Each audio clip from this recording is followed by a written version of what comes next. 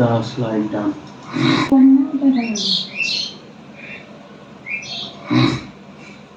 বললাম যে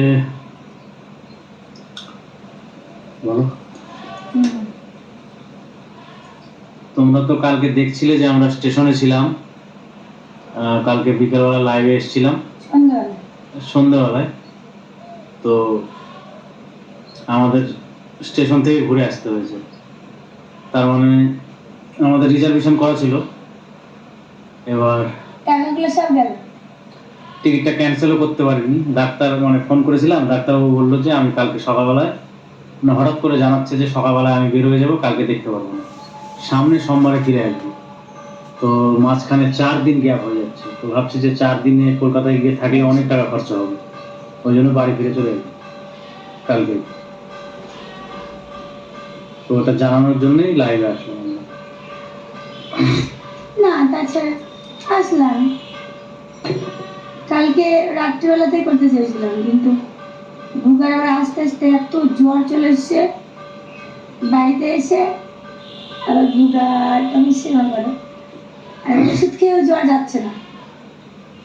নূর আহমদ লিখছে যে আলপনা কি করো। তারপর তৌফিক মন্ডল লিখেছে বলছি তোমরা ঘর পাওনি সরকারি। ও না না পেয়েছিলাম অনেকদিন আগে, ৭৫,০০০ টাকার স্কিম না কি বলে ওটা পেয়েছিলাম। এমনি ভাতা, লক্ষ্মী ভান্ডার। হ্যাঁ লক্ষ্মী ভান্ডার ভাতা পাই, রেশন পাই।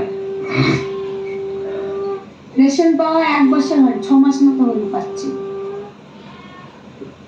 তোমরা বাড়ি চলে এলে আলিফ দাস হচ্ছে কালকে তুমি ছিলে লাইভে। আমরা বাড়ি কালকে সন্ধ্যাবেলাতেই চলে এসেছি, সন্ধ্যাবেলা না রাত্রি 9:30টার দিকে বাড়ি এসেছি। ওই যে বললাম ডাক্তার হয়ে গেছে বাড়িতে আসতে আসতে কি ঝামেলা।